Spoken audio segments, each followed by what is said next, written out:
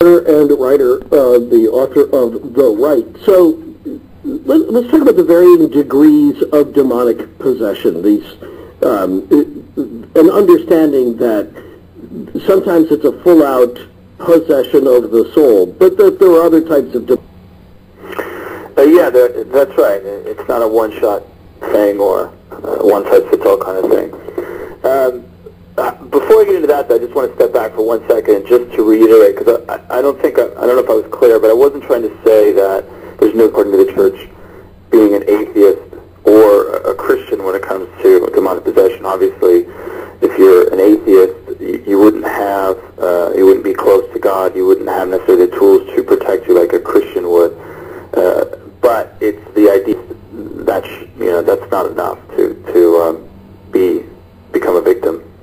Well, I guess I'm still slightly confused about that, but I don't want to dwell on it either. This idea that if you take your mind off of God, you open yourself up to demonic possession. And I think there are fewer people on the planet who see God, who think about God in the traditional Christian way, than there are people who don't. And right. Well, it's that you have to actively be seeking out this other things. It isn't just staying on God. You're protected. You're closer to God. You have the armor, so to speak. If you're not a Christian, if you're not practicing your faith, you're thinking about yourself. You're putting yourself. Then it's easier for you. It's said to be easier for you to become a victim. So, not thinking about God. It's that you sort of actively doing things that are putting yourself before God. The idea that you are, the source of your own happiness and all those kinds of things. So it isn't just that, hey, I'm things. And then, of course, practicing the occult. You're actively trying to contact the spirit world through a Ouija board or something like that. But it's almost like it becomes a sort of obsession, and that can is said to be able to open. Well, then, if you're going to talk about obsession, then that brings us back to the varying degrees, doesn't it? Because obsession is one of the understandings of demonic influence. That's right. There's various ways and these are, I would lump these in. There's two categories that act people, not just the devil, but demons, etc. One is through extraordinary, and one is ordinary. Now, the ordinary attack of the devil is just temptation. This is probably works for 95% of the people out there. Just simple temptation. We're tempted to do things. We're tempted to turn away from God. And now the church is also careful to say that not every sin is caused by the devil. I mean, many people, when they think about demonic possession, they think, well, it's completely ridiculous because it's just a way to say we're not responsible for our actions. I didn't sin. The devil made me do it. All that kind of stuff. We're still responsible. We still make the choices. So the ordinary activity is temptation. Now the extraordinary activity is infestation. Is one level, if you could say that, and that's basically a haunted house. It's like it's an object, and this is said to happen. It's said that like people are said to go to certain parts of the world, buy an object. It's said to have been cursed, or for whatever reason, manifestations are happening in their houses. The doors are opening and closing on their own. They're hearing scratches. Odd things are happening. Infestation of a place. And usually this doesn't require an exorcism, I was told. Usually it just requires that a priest comes and blesses the house, maybe celebrates the Mass inside the house, and the problem goes away. The next level would be oppression, which is the physical attack of the body, on the body of a person. So somebody walking down the stairs and be pushed by an unseen force, kicked, pushed out of bed.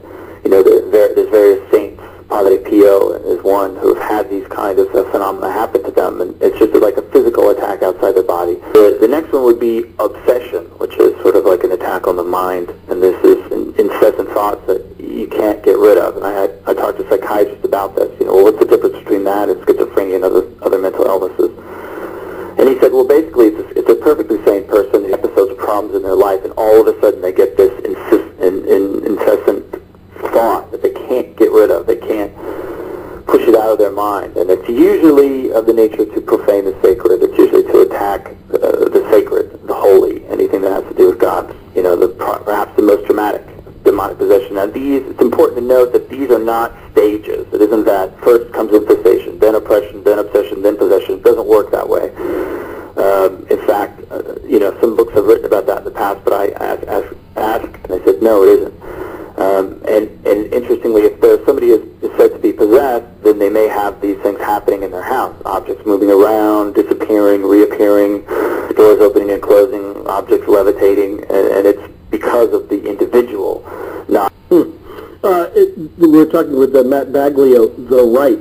So this would speak to, say, like the Amityville Horror, the famous house where supposedly, as tradition has it, a horrible murder had taken place. The house was then infested by, we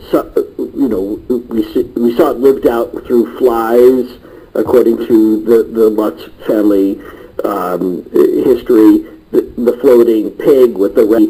And even when the priest came in to bless the house, was told to get out.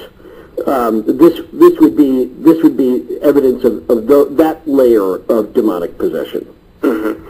Well, of an infestation, you mean? Of an infestation. A while since I've seen that movie, but yeah, I think those symptoms that you're describing would be online with, in part, with something like an infestation, something that is happening to the house.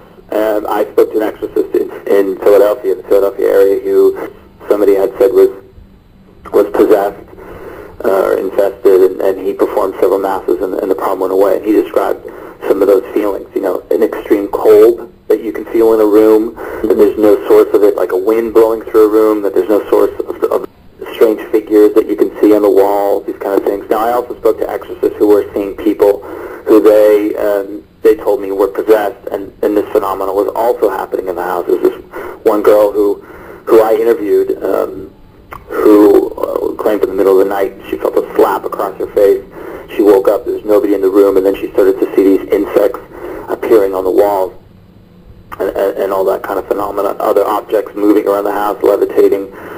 So, yes, those are phenomena that, with people rather than a house, and exorcists tend to perform exorcisms only over people, not over houses. There is a specific ritual for performing an exorcism over a house, but I believe most exorcists just perform a mass, perform a blood, and odd things do happen.